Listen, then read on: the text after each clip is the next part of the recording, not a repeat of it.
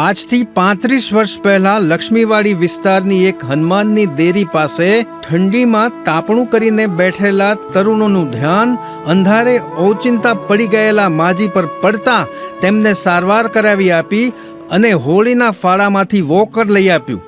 આ વોકરે ઇતિહાસ સર્જ્યો અને એક જબરજસ્ત સમાજ સેવા સંસ્થા બોલબાલા ટ્રસ્ટનો જન્મ થયો. આજે માત્ર વોકર જ નહીં પણ અનેક લોકોને મેડિકલ સર્જિકલના સાધનો, બહેનોને રોજગારી, વરિષ્ઠોને નિવૃત્તિમાં પ્રવૃત્તિ, રેન બસેરાના અનેક નિરાધારો, શ્રમિકોના બાળકો અને રસ્તે રજળતા પાગલોને 3 ટાઈમ ભોજન રૂપે માજીના આશીર્વાદ ફળી રહ્યા છે. આ તરુણોમાંનો એક યુવાન એટલે જયેશ ઉપાધ્યાય કાયદો, પત્રકારત્વ અને મેનેજમેન્ટના ટ્રિપલ સ્નાતકને સમાજ સેવાનો રંગ લાગ્યો છે. ક્યારેક સવારે સ્મશાનમાં હોય, ક્યારેક બપોરે કોઈ રેન બસેરામાં હોય, ક્યારેક સાંજ કોઈ દર્દીને ઓક્સિજનના બાટલા પહોંચાડવામાં પસાર થતી હોય અને મોડી રાત્રે પણ ફોનની ઘંટડી રણકે એટલે એક સૈનિકની જેમ જયેશ ઉપાધ્યાય સેવા કરવા પહોંચી જાય. આજે રાજકોટમાં 4 અને સૌરાષ્ટ્રમાં બોલબાલાની 8 શાખા અવિરત સેવા આપી રહી છે. આ સંસ્થા દ્વારા 24 કલાક એમ્બ્યુલન્સ અને શબવાહિની ઉપલબ્ધ છે.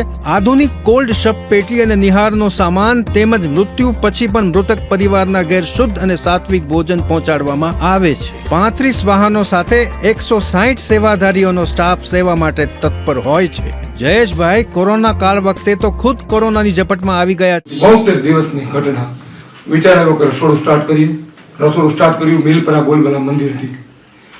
ત્યારે બરાબર ચોથા દિવસે આગ લાગી અને રસોડું થોડી વાર પૂરતું બંધ કરી દેવો નિર્ણય થયો. પરંતુ ત્યારે હનુમાનની જેમ અમને ફૂલચાક માનવ સેવા ટ્રસ્ટ યાદ આવ્યું અને મેં કૌશિકભાઈ જીવાસાને ફોન કર્યો કે સાહેબ થોડી આપત્તિ આવી છે, થોડી મુશ્કેલી પડશે તો સહકારની જરૂર અપેક્ષા પડશે મને. સાહેબ મને કે ભલે ઓકે, આવા કામમાં વિચારવાનું ન હોય, હું બીજી કાંઈ ચર્ચા કરું, બીજી કાંઈ વાતચીત કરું. હું કે જે શું કરવું છે સાહેબ, મારે મોટા પાયા ઉપર રાજકોટમાં કોરોના આવી રહ્યો છે, રસોડું સ્ટાર્ટ કરવું છે. કે સ્ટાર્ટ કરો.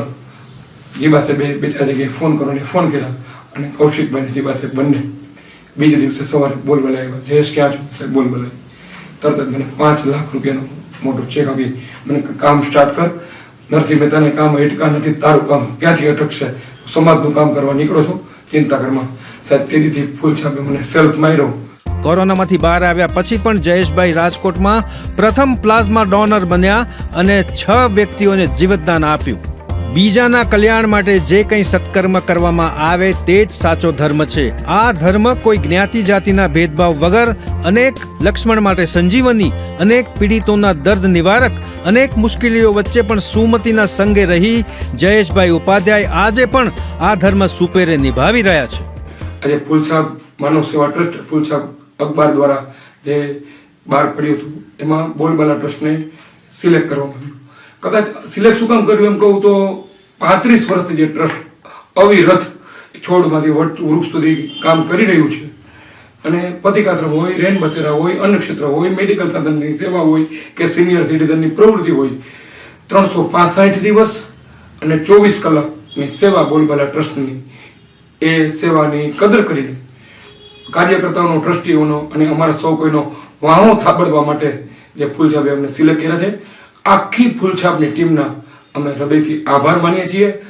એવોર્ડ તો કદાચ 1, 2, 3, 4 બોલબાલાને 2000 મળ્યા, પરંતુ જે મોરારી બાપુના હાથે બોલબાલા ટ્રસ્ટને એવોર્ડ મળશે એ એવોર્ડ નહીં હોય, અમારા માટે આગામી 25-50 વર્ષની સેવાની ફળશ્રુતિ એડવાન્સ મળી છે એવું કહી શકી.